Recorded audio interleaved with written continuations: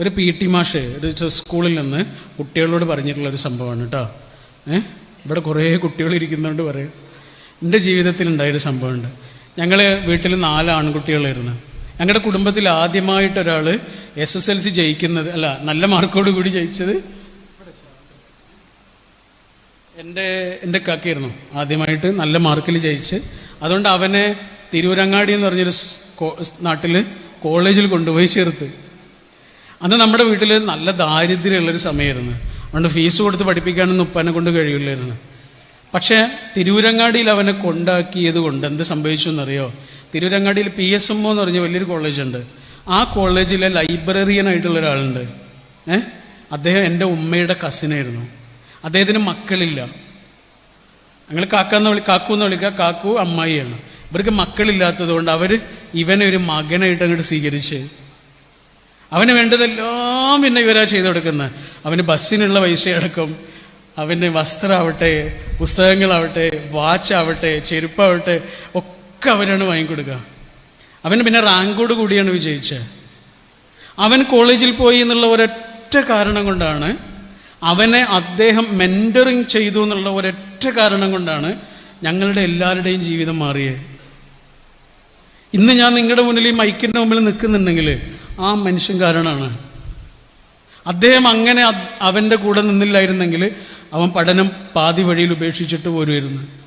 ഈ അടുത്ത നാട്ടിലേക്ക് പോയപ്പോഴേ നമ്മുടെ വണ്ടിയുടെ മുന്നിലേക്ക് ഒരാൾ വന്ന് വീണ്. വണ്ടി ഇറങ്ങി നോക്കിയപ്പോൾ ആരാന്നറിയോ? കുട്ടിക്കാലത്ത് എൻ്റെ ഏറ്റവും അടുത്ത ചങ്ങാതിമാരിൽ ഒരാളാണ്. എടാ, അവൻ എന്നെ മനസ്സിലാവണില്ല.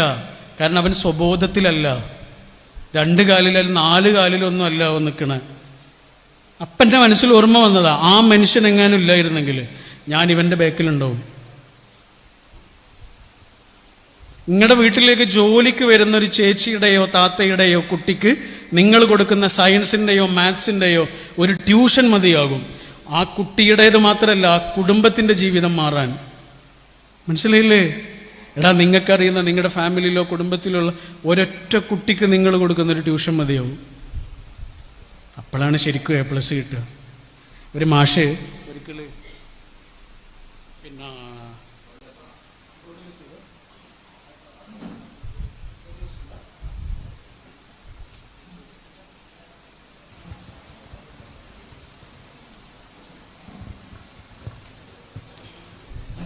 ഒരു മാഷാണ് കേട്ടോ. അപ്പോൾ കുട്ടികളെല്ലാവരും മുറ്റത്തേക്ക് ഇറങ്ങിയിട്ട് വീട്ടിയുടെ പീരീഡാ. മാഷ് കുട്ടികൾക്ക് പറഞ്ഞെടുത്തു. കുട്ടികളിങ്ങനെ വരിയായിട്ട് നിർത്തിയിട്ട് പറഞ്ഞു, ഒരു സാധനം ഇങ്ങനെ വെച്ചിട്ട്, ഇത് നിങ്ങളുടെ ലക്ഷ്യമാണ്, നിങ്ങൾക്ക് നിങ്ങളുടെ ആയുസ്സിൽ നേടിയെടുക്കാനുള്ള ലക്ഷ്യം. പഠിച്ച് അറിഞ്ഞ് പരീക്ഷ എഴുതി മാർക്ക് നേടി നിങ്ങൾക്ക് നേടിയെടുക്കാനുള്ള ലക്ഷ്യം. എന്നിട്ട് കുട്ടികൾ ഇങ്ങനെ വിളിച്ചിട്ട് ചോദിച്ചു, അച്ഛനും അമ്മയും ജീവിച്ചിരിപ്പുള്ള, അച്ഛനും അമ്മയ്ക്കും ജോലിയുള്ള, സ്വന്തമായി വീടും വരുമാനവുമുള്ള, എല്ലാ ദിവസവും സുഭിക്ഷമായി ഭക്ഷണം കിട്ടുന്ന, മനസ്സമാധാനത്തോടെ കിടന്നുറങ്ങാനൊരു നല്ല വീടുള്ള കുട്ടികൾ എത്ര പേരുണ്ട് എന്ന് ചോദിച്ചു. അച്ഛനും അമ്മയും ജീവിച്ചിരിപ്പുണ്ട്, വരുമാനമുണ്ട്, ഒരു പ്രശ്നമില്ല. കുറച്ച് കുട്ടികൾ ഇങ്ങനെ മുന്നോട്ട് വന്നു. മാഷ് അവരോടെല്ലാവരോടും പറഞ്ഞു, ഇങ്ങനെ ആ ലക്ഷ്യത്തിൻ്റെ തൊട്ട് പിറകിൽ നിൽക്കാൻ. പിന്നെ മാഷ് കുട്ടികളോട് ചോദിച്ചു, അച്ഛനും അമ്മയും ജീവിച്ചിരിപ്പില്ലാത്ത എത്ര പേരുണ്ട്? അച്ഛനോ അമ്മയോ ജീവിച്ചിരിപ്പില്ലാത്ത എത്ര പേരുണ്ട് എന്ന് ചോദിച്ചു. കുറച്ച് കുട്ടികൾ ഇങ്ങനെ വന്നു. അവരോട് കുറച്ചുകൂടെ പിറകിൽ ഇങ്ങനെ നിൽക്കാൻ പറഞ്ഞു. സ്വന്തമായൊരു വീടില്ലാത്ത എത്ര കുട്ടികളുണ്ട് എന്ന് ചോദിച്ചു. വാടക വീട്ടിൽ താമസിക്കേണ്ടി വരുന്ന എത്ര കുട്ടികളുണ്ട് എന്ന് ചോദിച്ചു.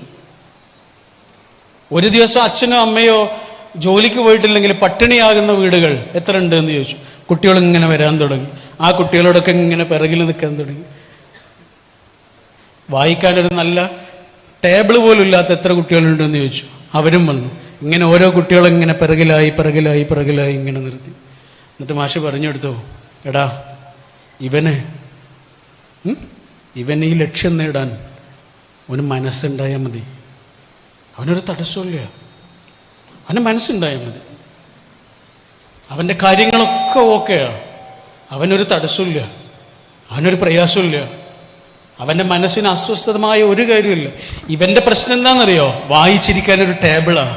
ഇവൻ്റെ പ്രശ്നം ഒരു പക്ഷേ കിനാവ് കാണുന്നത് പുതുതായി ഇറങ്ങി ഏറ്റവും നല്ല ബൈക്കായിരിക്കും, ഏറ്റവും നല്ല മൊബൈൽ ഫോണായിരിക്കും. പക്ഷെ ഇവൻ്റെ പ്രശ്നം, ഇവളുടെ പ്രശ്നം അതല്ല. സ്വസ്ഥമായി ഒന്ന് കിടന്നുറങ്ങാനൊരു നല്ല ബെഡായിരിക്കും, വായിച്ചിരിക്കാനൊരു നല്ല മേശയായിരിക്കും. എന്നിട്ട് മാഷ് ഇങ്ങനെ പറഞ്ഞു കൊടുക്കുക, ഇവനെ പോലെയല്ല ഇവൻ, ഇവനെ പോലെയല്ല ഇവൻ, ഇവളെ പോലെയല്ല ഇവള്, ഇവളെയും പോലെയല്ല ഇവള്, ഇതിന്റെ പിറകിൽ ഇനിയും വരാനിരിക്കുന്ന എത്രയോ ആളുകളുണ്ട്. അവിടെ മാഷ് പറഞ്ഞു കൊടുത്തു, ഇവനോട് പറഞ്ഞു, ഇവനോടും പറഞ്ഞു, മുന്നോട്ട് മാത്രം നോക്കിയാൽ പോരാ കേട്ടോ, ഇടയ്ക്കിടയ്ക്ക് പിറകിലേക്ക് ഇങ്ങനെ നോക്കണം. ജയിച്ച് പോകുന്നതിനിടയിൽ ഒരൊറ്റ മനുഷ്യനെയെങ്കിലും നിങ്ങൾ വെളിച്ചത്തിലേക്ക് കൊണ്ടുവരണം. നിങ്ങളെ ഒരിക്കലും മറക്കാത്തൊരു മനുഷ്യനെയെങ്കിലും നിങ്ങൾ ഉണ്ടാക്കിയെടുക്കണം. പ്രാർത്ഥിക്കുന്ന നേരത്ത് നിങ്ങളുടെ പേരുയരുന്ന മനുഷ്യരെ നിങ്ങൾ ഉണ്ടാക്കിയെടുക്കണം. 9 എന്ന സംഖ്യ 8 എന്ന സംഖ്യയെ അടിച്ച ഒരു സ്റ്റോറി ഉണ്ട്. അപ്പൊ 8 ചോദിച്ചു, നീ എന്തിനാ എന്നെ അടിച്ച്? 9 പറഞ്ഞു, നീ എന്നെക്കാൾ ദുർബലനായതുകൊണ്ട്. എൻ്റെ അത്ര ശക്തി നിനക്കില്ലല്ലോ, നീ 8 അല്ലേ, ഞാൻ 9 അല്ലേ. ആണോ, എന്നാ ഞാനും അടിക്കും. ആരെ? 7 അടിക്കും. 8 7 അടിച്ചു, 7 6 അടിച്ചു, 6 5 അടിച്ചു, 5 4 അടിച്ചു, 4 നിശ്ചയമായും 3 അടിച്ചു, 3 2 അടിച്ചു, 2 1 അടിച്ചു. 1 ഇങ്ങനെ അടിക്കാൻ നോക്കുമ്പോൾ അവിടെ ഒരു 0 മാത്രമേ ഉള്ളൂ. പാവം, അടിക്കാനൊന്നും തോന്നിയില്ല, അതിനെ അടിക്കാനൊന്നും തോന്നിയില്ല. അതിൽ 1 പറഞ്ഞ എന്താണെന്നറിയോ, നീ ഇങ്ങോട്ട് വാ, ഞാൻ നിന്നെ അടിക്കുന്നില്ല, നീ ഇങ്ങോട്ട് വാ. 0 മെല്ലെ മെല്ലെ മെല്ലെ ഇങ്ങനെ അടുത്തേക്ക് വന്ന് നിന്ന നിമിഷം 1 ഇങ്ങനെ തോളിൽ കൈയിട്ടു. ആ നിമിഷം അവരെ 2 പേരെയും ലോകം വിളിച്ചത് 10 എന്ന്.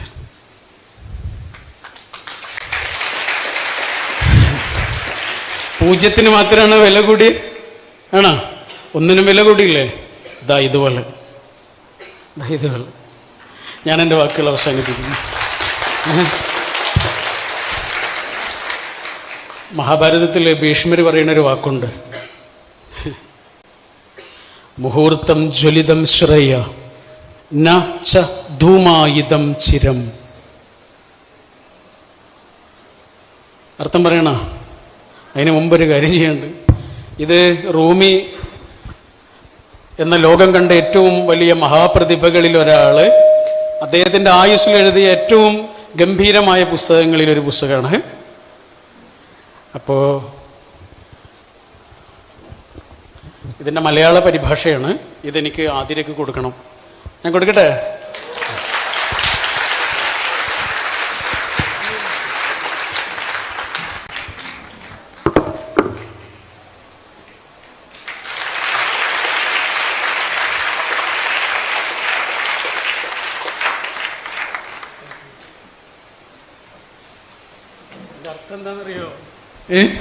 അർത്ഥം എന്താണെന്നറിയോ?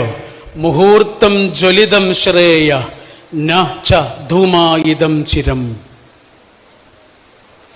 കാലാകാലവും നീറിക്കൊണ്ടിരിക്കലല്ല മഹത്വം. മഹത്വം എന്ന് പറഞ്ഞാൽ ഒരൊറ്റ നിമിഷമെങ്കിൽ ഒരൊറ്റ നിമിഷം ആളിക്കത്തുന്നതിൻ്റെ പേരാണ്. Thank you.